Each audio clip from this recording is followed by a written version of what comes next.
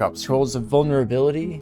I should. That's one of those consumables that I always tell myself I should carry them around, because what if I find a very niche, cool interaction with them that makes it a game changer? Which doesn't really happen, but you never know.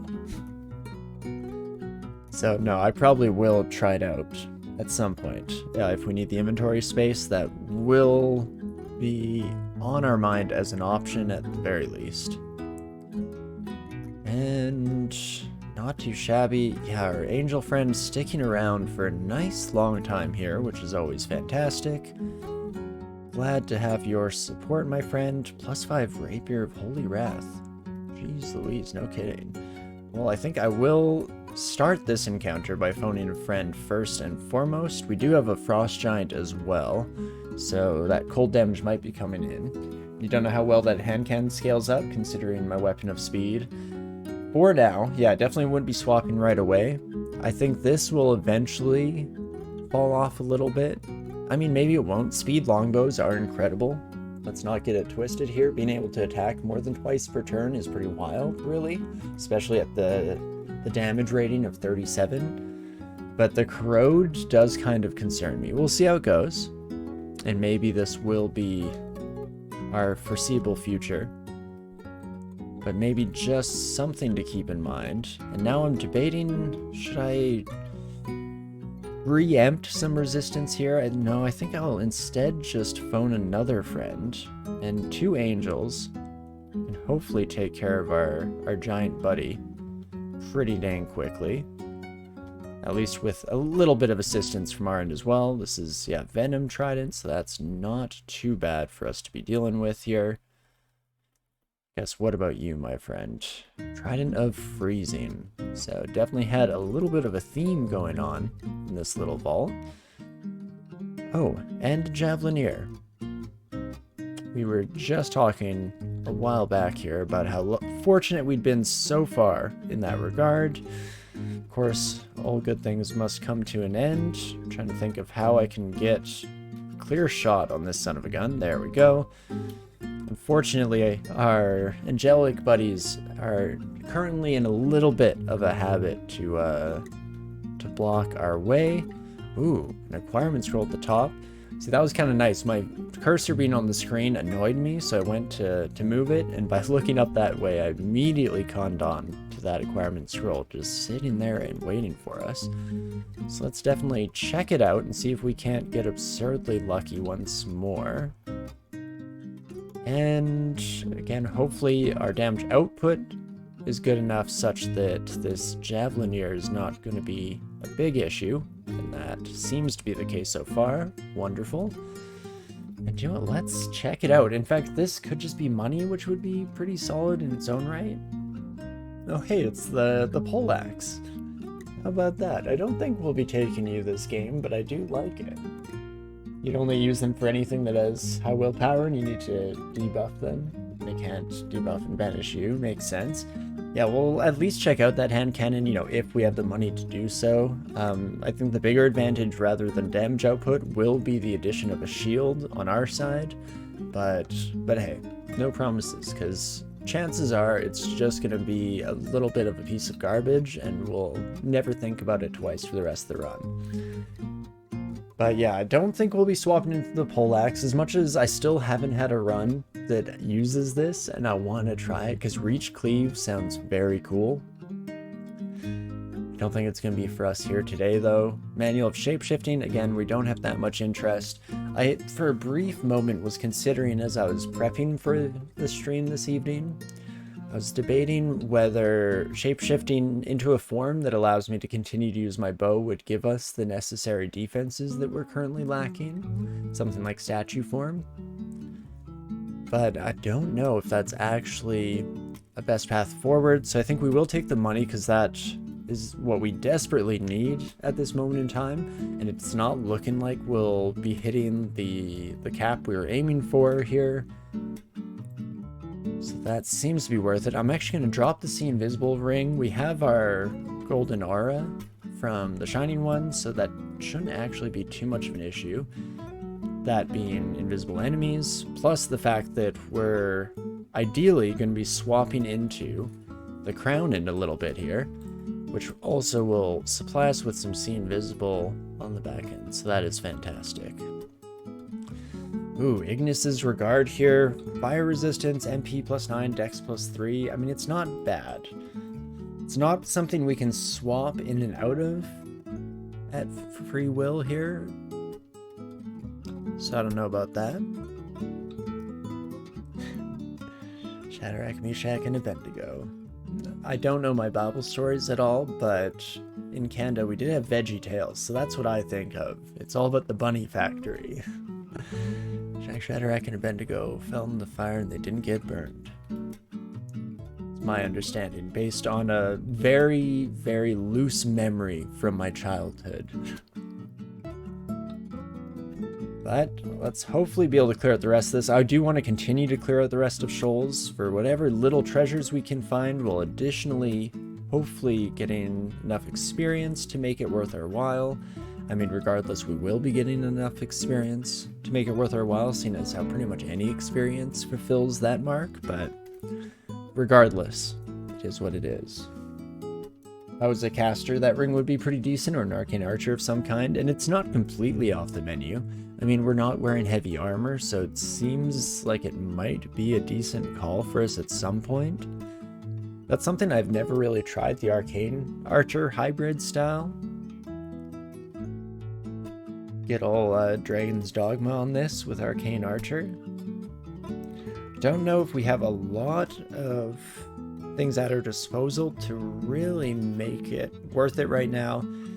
Not a lot of utility spells. Oh, never mind. Dimensional Bullseye is pretty much exactly what I was looking for. So whenever we fire throw something at a different enemy, a matching projectile will be teleported at the target. Interesting. So it actually gives us some AoE. Huh. Silence would be a good pickup. Yeah, translocation and hexes both being something up our alley. And I mean, speaking of the devil, dimensional bullseye here hitting both those targets. Potentially, that would be interesting to say the least, but for the moment here, let's focus on picking up our new crown right away.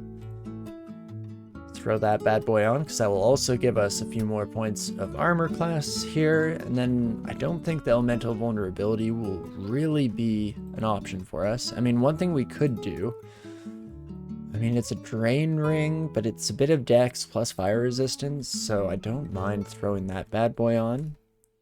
That brings us to neutral fire. There aren't really cold enemies in Snake, I think.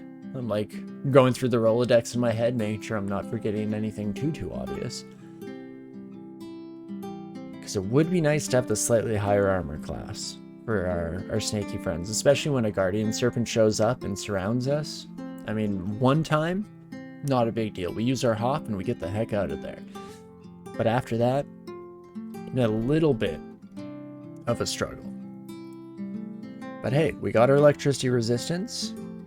So I think we'll at least head back to Snake and see how things are looking, see how things are feeling. Maybe we're at a point now where we can start to head towards the rune here. And again, we can kind of keep that spellcasting or those spellcasting options in the back of our mind as a potential future. There's no huge rush to do so. Only problem here is that we're doing a 3-rune game, don't have too much EXP to focus into it. Yeah, getting all the spells online probably won't be an option, but I mean, we're already at a point where I'm like, what do I bother training? If we get a triple crossbow, that changes the game because we can start working towards high range weapon skills. Otherwise though, it's like invo and fighting till the cows come home, bit of evo at some point. So really we'll need some places to dump experience. But yes, we shall see how it goes as time goes on. I don't know if it'll be necessary for us to hybridize at all in this character. As long as we have the damage output and we get a little more defensive capability under our belt, then we should actually be looking pretty dang solid. Hey Thelfon, evening to you as well. I'm definitely doing alright on my end. It's been a chaotic past week, to say the least. as is, or as, rather, as has quickly become the norm, I feel, for these Sunday streams. At least me commenting on the fact is. But had a nice weekend, enjoyed a birthday celebration for one of my friends, played some good games, got some good company, so always a fantastic time. Ah, hello Vajnia. Well, how you do? Am I cornering myself a little bit, but not the end of the world. Let's just pop up here. Again, if we can take out some of the bodyguards, then Vajnia themselves should lose a sniper duel. That at least seems to be the case. Fantastic. Gotta love the damage output of hunter characters. A nice little 180 from our previous experiences in Snake, which have recently been mostly on spellcasters who have struggled immensely against the sharpshooter hordes. And here's where we don't have any active fire resistance. We don't have vulnerability, so we don't have to worry about that. But specifically when just our pyromancer salamander friends show up, we may need to take that into consideration. Something else comes to mind too is my strength. Sorry, my brain can't parse, but okay, could swap to ring or chainmail of resistance with a bit of armor training. Yeah, 13 strength isn't too bad, and I would like to get out of the leather armor at some point here, but not in a huge rush. At least while we're tempting fates by using the elemental vulnerability amulet. Honestly, I'm just happy that we found a little bit of a niche case to use it, because I feel like the majority of your runs are not going to touch that thing with a 10-foot pole. But glad to hear some relaxation found its way in. Goodness knows Uni has a way of sometimes stacking everything up all at once, and life has a way of throwing more in the pile. It is funny how that works, right? Everything has to choose the exact same moment to coalesce into a little bit of a crap storm, as it were. But yeah, as long as we can make it by in the day-to-day and find those good moments, and then it's not usually too much of an issue, all things considered. I would like to kill the Guardian Serpent before I start hip-hopping my way out of here, but didn't really look to be a safe option, and that kind of worked out using the blind corner to our advantage, so that is lovely. The other thing I'm really excited for this weekend is my younger sibling just got back from a multi-month trek through across the world here, so hoping that they'll have some time to get online in-game, because it's been far too long since all of us hung out and played some games, so very much looking forward to that as a potential plan at some point in the near future, especially since her and her partner were big fans of Deep Rock Galactic, and I played that game a lot with them, and I've been dying to have somebody who will play Helldivers with me. I played the original Helldivers quite a bit in like couch co-op mode with some friends, and I love that game. It's my understanding that the latest one is definitely a different format completely. I mean, just the fact that it's third person over the shoulder instead of the kind of top-down tactical. But gotta love spreading democracy one bullet at a time, so definitely gonna try to pitch that their way and sell them on it, because I would love to try out that game a little bit in multiplayer. I think it'd be a lot of chaotic fun. No, absolutely, making niche items work is quite fun, if risky, and if you didn't plan enough. Luckily it's all working out. Exactly. How could it possibly go wrong? We just go in with blind confidence. It's the signature naive optimism that I live a lot of my life by. And hey, it just works out. It just works. Not too bad here in Snake 3. We had our first taste of Guardian Serpents, which were definitely a bit of a sticking point, or at least something I was fairly concerned about coming this direction. It didn't seem to be too much of a problem, so we're largely, fingers crossed, just going to be mowing down all of our new Snake friends here, few at a time. And look at that, we're already heading into the final floor of the branch here. Every plan goes right until the moment you die. No, that doesn't sound like us. We never don't have it, right? When would our plans ever fail us? I'm sure that this multi-pips of vulnerability will not come back to bite me in the butt in the slightest. Couldn't possibly be me.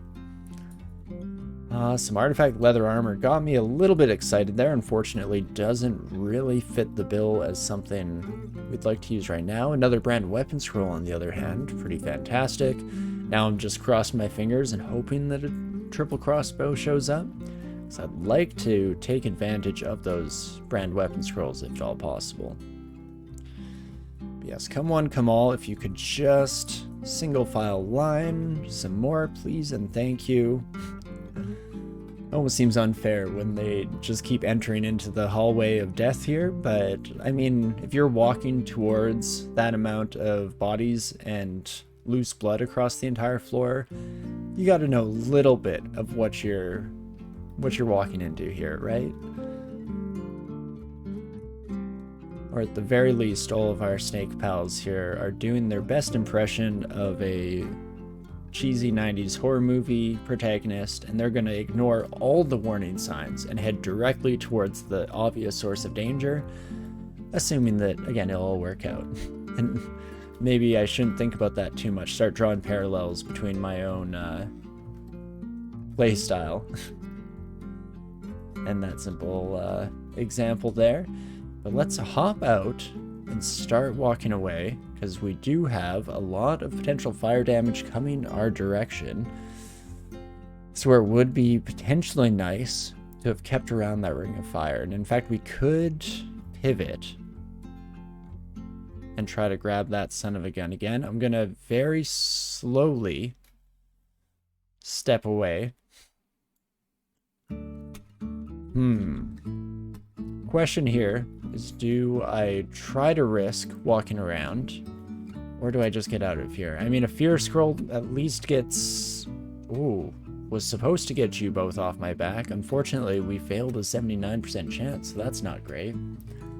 I think the one thing that you liked in Syl, a game you're awful at, was that intelligent enemies would refuse to chase you into a corridor. Yes, they're learning.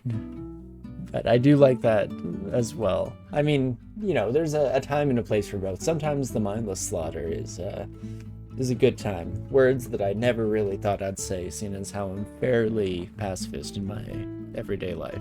But here we are. DCSS brings out all sorts of things. Again, we're the good guys, right?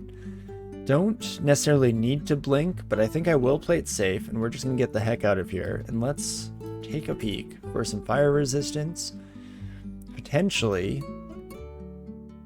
I mean, I don't really want to spend money, so I've changed my mind. It's going to say, you know, debate picking up a fire resistance ring, or protection from fire ring rather, to make it a little more straightforward. But I think I'm okay for the moment here to just go this route. Let's head back to Snake 3, please and thank you.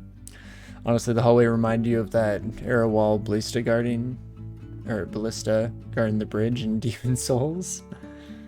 Demon Souls is a game that I've seen content for, but I've never actually played it. Oh no, I've just read all my fear scrolls. Oh, I did the thing where I forgot that I quivered something. Oh, brain, why didn't you tell me? Why didn't you warn me of my foolish actions myself? Yikes. Well, not ideal to just burn through a bunch of fear scrolls for no reason whatsoever, but that's fine. A wand of polymorph. I don't even really care if that falls into the lava. So we'll just finish that off. Yikes. You don't need, or didn't need those fear scrolls. Now you gotta make do with fog scrolls instead. Exactly. They were just weakening us. You know, sometimes you remove your safety net and you learn you can fly. So let's hope that's the parable of this story, and we're not instead in a bit more of a Prometheus situation, and learning to fly is going to be the single worst thing that has ever occurred. But hey, we'll see how it goes, I guess, right? At the very least, things are going well here in Snake, besides my own ineptitudes and mistakes. And I'd say any day where my errors in judgment lead to an embarrassing mistake and not a fatal one, probably a pretty dang good day. Ooh, Guardian Serpent's kind of nerfed by the Salamander Tyrant. Yikes. Cover me in lava, and doesn't really work out too much for you, my friend. But there we go. We do eventually get surrounded, but it's just in time. So we will, I think, hop out of here. And I think we'll keep fighting here. It's tempting to start backing off, but fortunately we do have the damage output to keep up with the crowd. And I see a bunch of snakes and a giant lava pool. I'd say the plan is pretty straightforward. We do have to take care of this son of a gun first and foremost, and we need to be cognizant of the shock serpents causing problems. But otherwise, this is basically a bit of a freebie, which is nice. I'll just stand here for the moment. Can even, yeah, stand at the edge so that we're at least tempting some enemies to, you know, try to come our way, so that's nice. Who flies with wax wings anyway? Not me, that's for sure. Exactly, you got it. Couldn't possibly be me. Dying to my own hubris and ego? That doesn't at all sound like something that has ever occurred on this channel, am I right, folks? But we do hit our skill caps, so what the heck do we wish to do here? Maybe just some evo, some more defensive skills might actually be nice, especially the armor. If we train up enough armor skill, then we can definitely start to look at trading into something slightly heavier.